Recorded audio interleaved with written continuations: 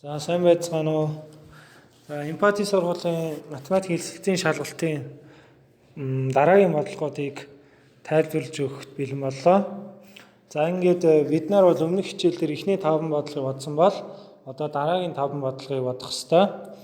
За ингээд 6 дугаар бодлогоос эхлэе. За 6 дугаар бодлого маань 2 тооны нийлбэр 60. За 1 тонн нөгөөгөөс 5 дахин их бол энэ 2 тооны ялгуурын утгыг олоорой гэж. За эдгээр бодохын тулд бид нарын сайн мэд хэрчмийн аргаар бодж болно. За өөрөөр хэлбэл 1-р дог багш нь болохоор ийм нэг хэрчмээр дүрслэе. За тэгвэл 2-р тоо эндээс 5 дахин их гэхээр энэ хэрчмийг 5 дахин зурна гэсэн үг. Өөрөөр хэлбэл за 3 за 4 5. За ингээд энэ хэрчмээс 5 дахин их болчихно. За энэ хоёрын тэгэд нийлбэр нь 60 гарах хэрэгтэй тий. За тэгээ харах юм бол энд багш нь энэ хэрчмийн уртыг x гэдэг юм болчих. Тэгвэл энэ бас x болно, энэ бас x болно, энэ бас x, энэ бас x, энэ бас x болно. За ингээд нийтдээ хэдэн x болчих жаа? 1 2 3 4 5 6x болчих.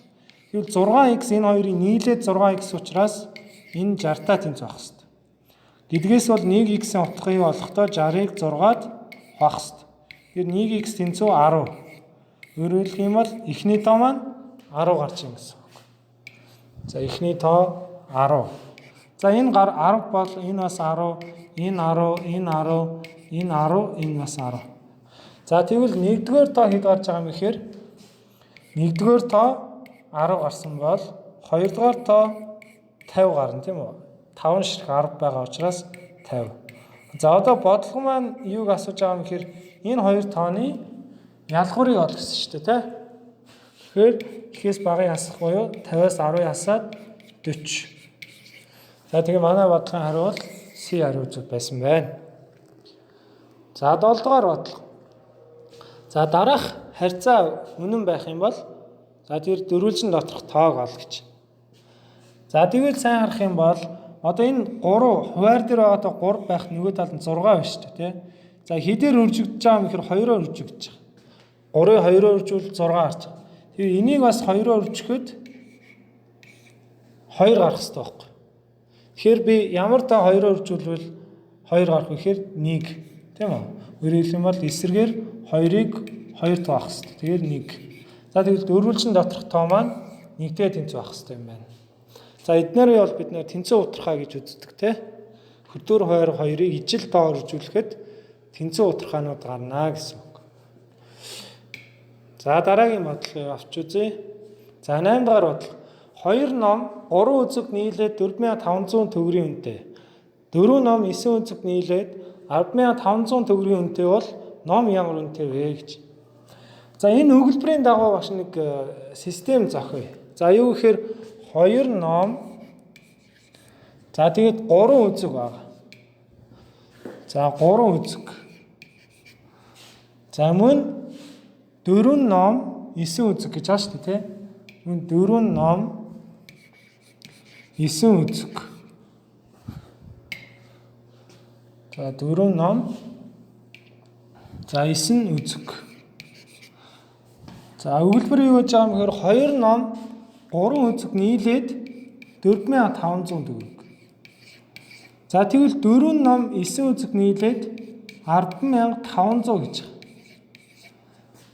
За одоо юу гэхээр 2 ном за 3 үзэг нийлээд тийм үү? За энэ дөр бодчих.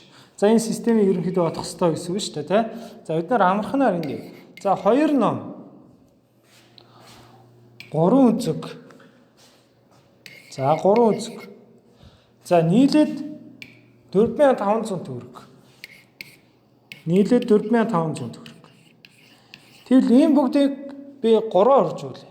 Тэгвэл 9 үзэг хэдэн дэвтэртэй тэнцвэ гэдээ олох гэж шүү дээ. Тэгэхээр 3-аар бүгдийг үржүүлээд өгч. За өөрөөр хэлэх юм бол энэ тоо бүрийг 3-аар үржүүлье. За 3-ыг үржих нь 2 номыг үржүүлнэ тэ. 3-ыг үржих нь 2 ном.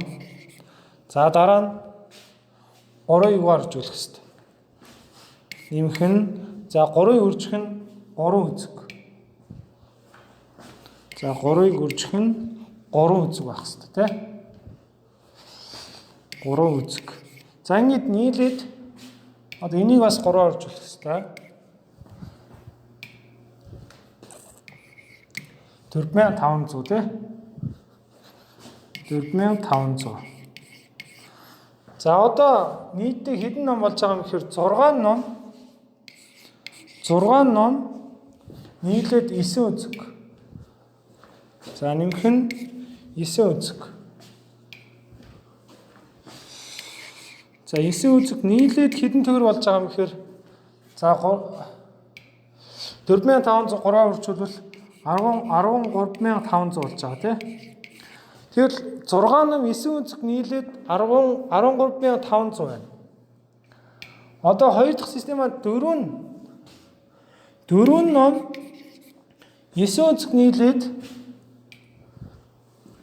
4 ном 9 үзэг нийлээд хэдэн төгрөг гэхээр 10500 гэж шүү дээ. Энэ 10500.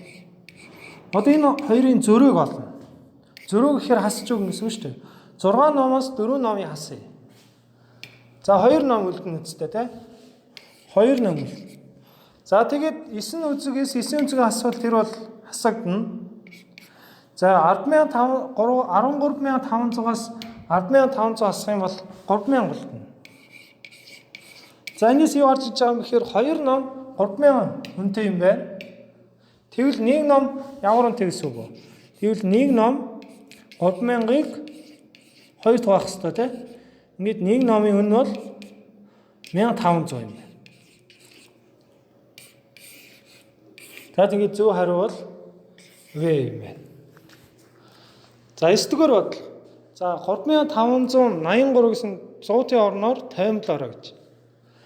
За өгдсөн зөв 100-ийн орноор тоймлно гэдэг чинь тэр 100-ийн оронд ямар цифр байгаа гэдгийг олъё.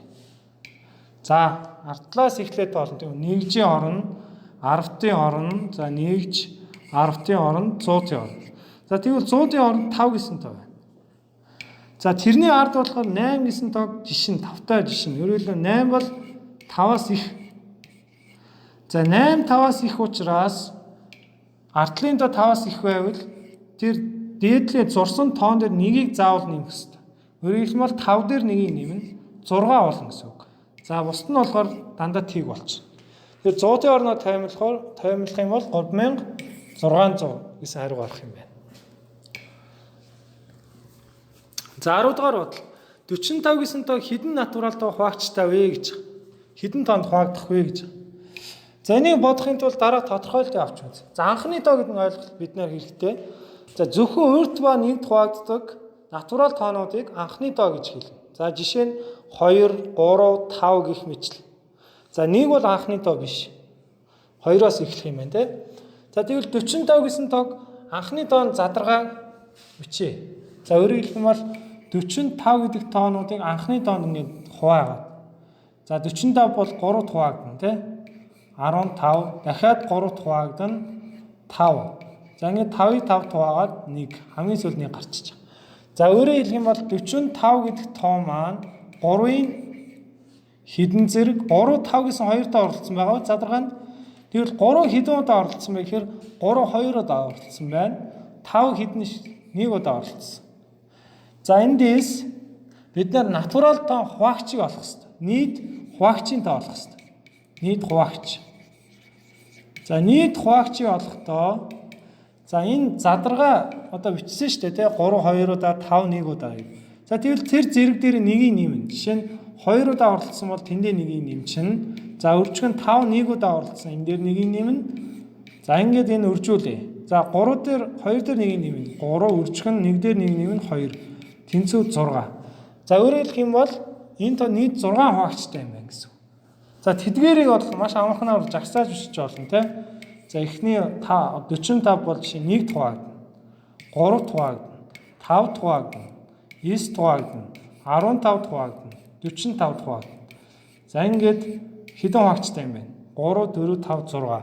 За энийг бол олох томьёог сая багш нь хэлчлээ тий. Анхны тоон задаргаа хийгээд за анхны тоон задаргаануудын зэргүүдээр нэг нэмээд үржүүлэх юм байна. За тэгэхээр зөв хариу бол В. За ингээд анхаарал тавьсанд баярлалаа.